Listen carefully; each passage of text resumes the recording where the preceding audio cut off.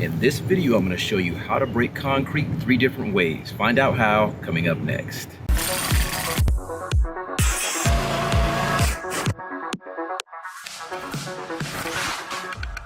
What's going on, folks? Ken here with Renos for Pros and Joes, helping you simplify the renovation and remodeling process. On this channel, we do hands-on product tool and gear reviews, as well as renovation tip and strategy videos like this one.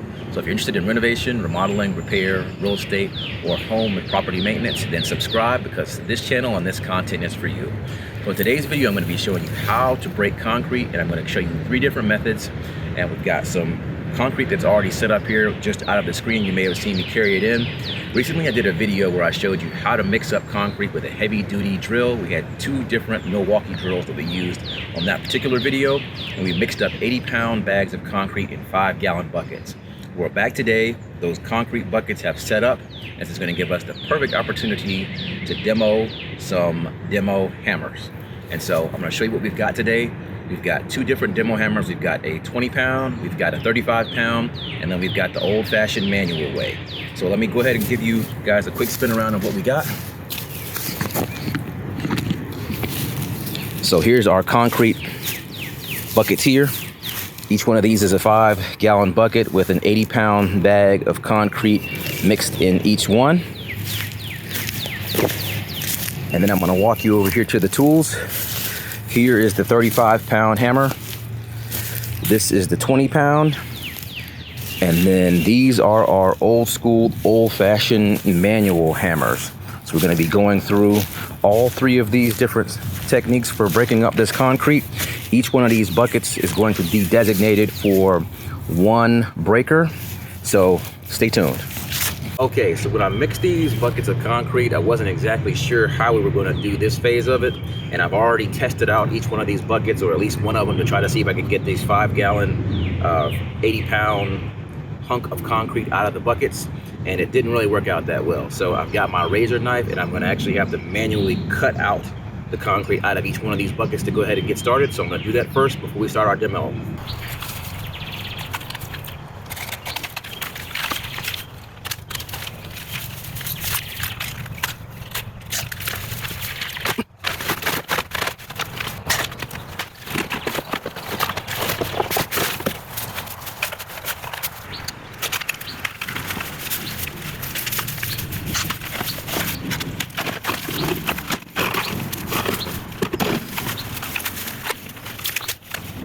Okay guys, we got all 3 80-pound mixes out of the buckets, and we're ready to go. We're going to start off with the 20-pound hammer, then we're going to move up to the 35, and then we're going to finish off with the manual way, and we're going to be doing each one of these for time. So go ahead and put your bets in now for which one you think is going to get the job done fastest and which way you think is going to be the slowest. I know what I'm betting on. Stay tuned.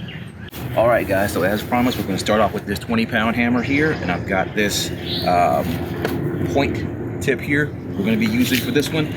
Don't have a clear-cut idea what we're going to say is going to be completely demolished, so we're going to go ahead and start with this one, and I guess we'll essentially set the bar with this one, and then we'll try to hold the same standard for the next 2. 3, 2, 1.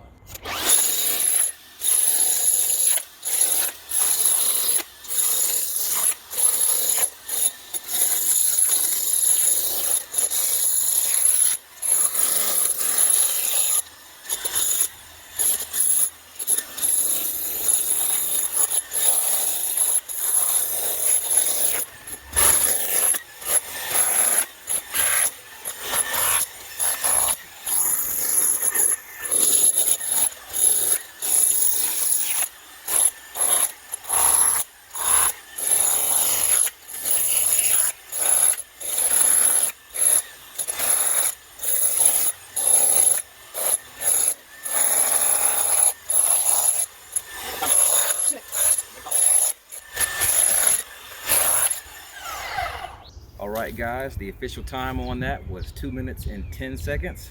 That was the 20-pound hammer. I think we've done a pretty good job here of breaking it up pretty evenly into much smaller pieces. I'd say this is completely demoed out. So let's go ahead and reset and get ready to shoot with the 35-pound hammer coming up next. Alright guys, so now we're ready for the 35-pound hammer.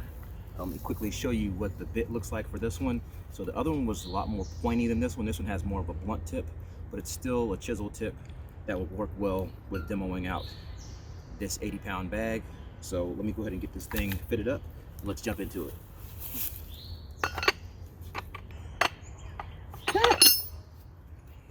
All right, guys, now we're ready with the 35-pound hammer. We've got our bit on here and everything, and we're ready to go.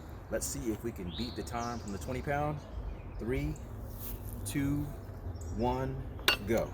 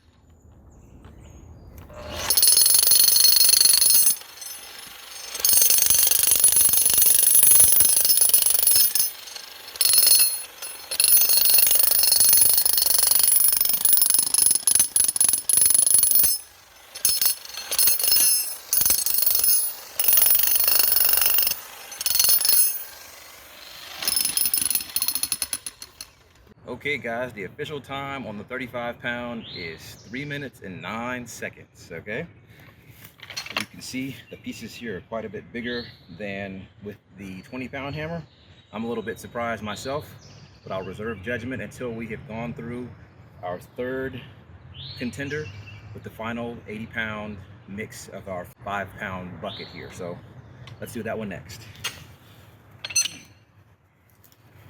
Okay, guys, we're down to the final technique. That is the manual way. As you can see, I've got 2 sledgehammers here.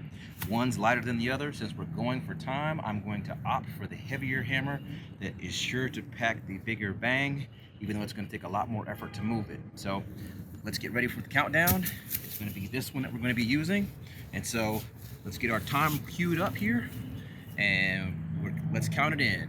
3, 2, 1.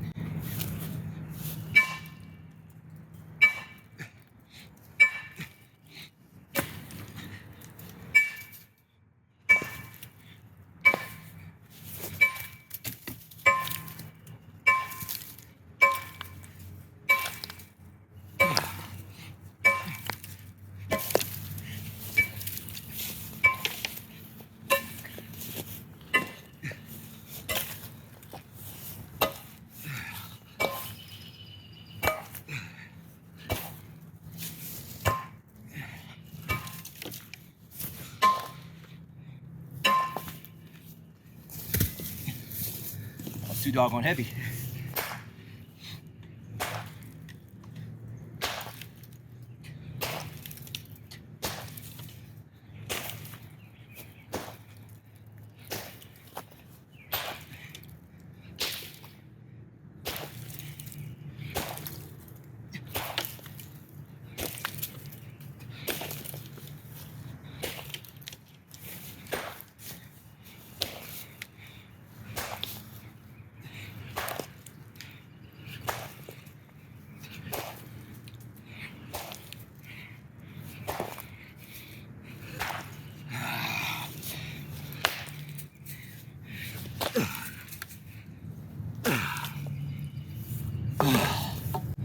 All right, guys, there we go.